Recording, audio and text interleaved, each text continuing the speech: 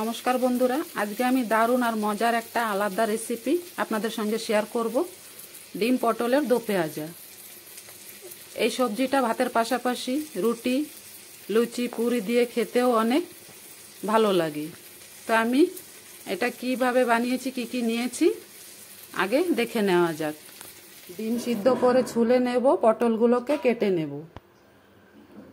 ডিম পটল আমার রেডি হয়ে গেছে। ডিম সিদ্ধ করে ছুলে নিয়েছি, পটলগুলো এইভাবে করে সাইজের কেটেছি। প্রথমে আমি আলু পটলগুলোকে ভেজে নেব। উনুনে কড়াই বসিয়ে সাদা তেল দিয়েছি, তেলটা গরম হয়ে গেছে। প্রথমে আমি ছেড়ে দেব পটলগুলো।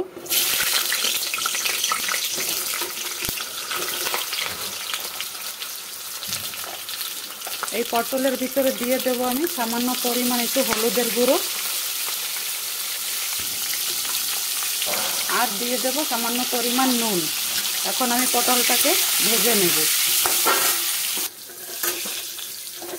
পটলগুলো ভাজা হয়ে গেছে, এগুলো আমি এখন একটা প্লেটে তুলে নেব। বেশি নরম করে ভাজা করিনি, হালকা ভাজা করেছি। এখন আমি এই তেলে ডিমগুলো ভাজা করে তুলব।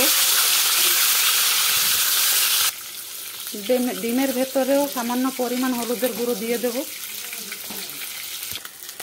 ডিমগুলো ভাজা হয়ে গেছে, লাল লাল করে এই দেখুন এইভাবে ভেজে নিয়েছি।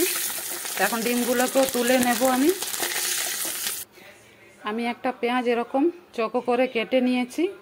পেঁয়াজগুলোকেও আমি একটু এই তেলের মধ্যে হালকা ভেজে নেব।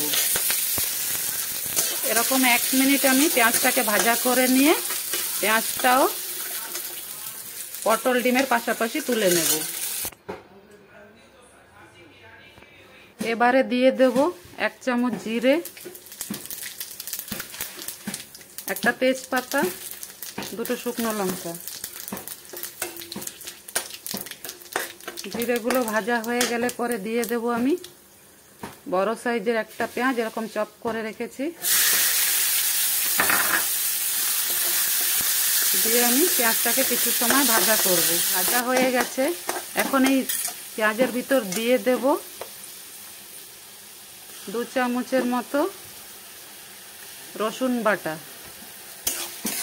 দিয়ে এটাকে একটু হালকা ভাজা করে নেব। এখন দিয়ে দেব আমি এই টমাটার পিউরি।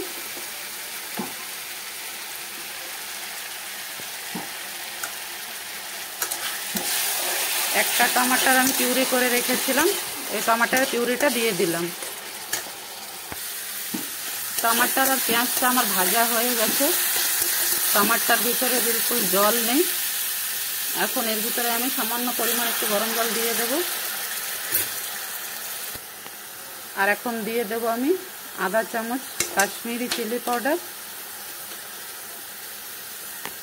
নিজেদের স্বাদ মতো ঝাল নিয়ে নেবেন। আমি এখানে দিয়ে দিয়েছি ছোট চামচের 1 চামচ লঙ্কার গুঁড়ো, ঝাল লঙ্কার গুঁড়ো, আর আধা চামচের একটু বেশি হলুদের গুঁড়ো। আমার ডিম আর পটলের ভিতরেও হলুদ দেওয়া আছে, তাই আমি এখানে আধা চামচের একটু বেশি হলুদ নিয়েছি। আর এখন আমি দিয়ে দেব 1 চামচ আদা বাটা, আর 1 চামচ কাঁচা লঙ্কা বাটা। দিয়ে সবগুলোকে মিশিয়ে এখন আমি মশলাটাকে ভালো মতো কষিয়ে নেব। মশলাটা ভালো মতো না কষানো হয়ে গেলে কাঁচা কাঁচা একটা গন্ধ ছাড়বে এর থেকে। সেই জন্য মশলাটা ভালো করে কষিয়ে নিতে হবে। আমার প্রায় কষানো হয়ে গেছে। এইভাবে 2 থেকে 3 মিনিট আমি মশলাটাকে কষিয়ে নিয়েছি। এখন দিয়ে দেব আমি আধা চামচ গোলমরিচের গুঁড়ো, আর দিয়ে দেব আমি নারকেলের পেস্ট। আমি অল্প একটু নারকেল পেস্ট করে রেখেছি, সেটাও এর ভিতরে এখন দিয়ে দিয়েছি। আর দিয়ে দেব আমি ভেজে রাখা পটলগুলো, আর এই ডিমগুলো। ডিমের গায়ে আমি বন্ধুরা সিদ্ধ ডিম ছোলার সময় আমি ডিমের গায়ে একটু ছুরি দিয়ে কেটে নিয়েছি, যাতে মশলাগুলো ভিতরে ঢুকে যায়। এখন আমি ডিম আর পটলটাকে এই মশলার সঙ্গে 2 মিনিটের মতো আবার এরকম কষিয়ে নেব।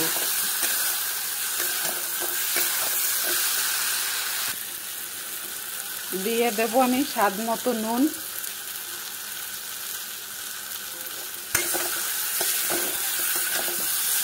আর এইভাবে আমি ডিম পটলটাকে মশলার সাথে ভালো মতো কষাবো।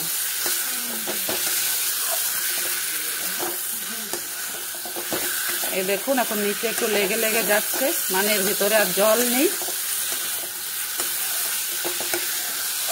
তারপরেও আমি আর একটু সময় এরকম কষাবো। তরকারিটা কষানো হয়ে গেছে, দিয়ে দেবো সামান্য পরিমাণ জল।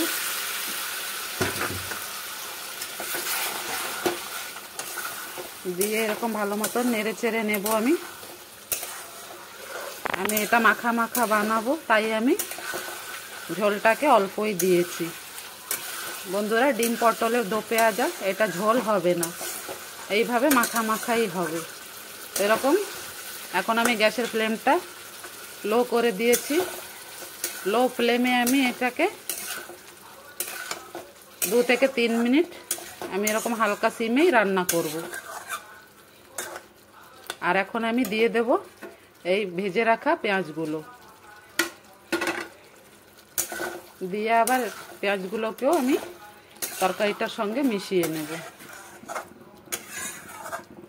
মিশিয়ে এইভাবে আমি 2 থেকে 3 মিনিট হালকা সিমে রান্না।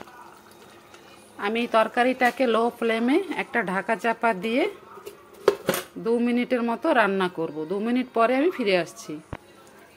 2 মিনিট হয়ে গেছে বন্ধুরা, দেখুন তরকারিটা আমার কত সুন্দর হয়ে গেছে।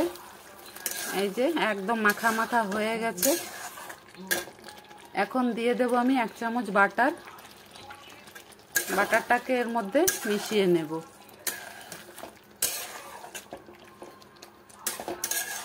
মিশিয়ে আমি তরকারিটাকে একটা বাসনে ঢেলে নেব। শেষে আমি দিয়ে দেব 1/2 চামচ গরম মশলা। বন্ধুরা, আজকের আমার ভিডিওটা যদি ভালো লাগে একটা লাইক অবশ্য দেবেন। আর যদি আমার রেসিপিটা ভালো লাগে তাহলে কমেন্টে জানাবেন আর আমার চ্যানেলটিকে সাবস্ক্রাইব করবেন। শেষে আমি দিয়ে দেব উপর দিয়ে ধনেপাতা কুচি আর 2টো কাঁচা লঙ্কা।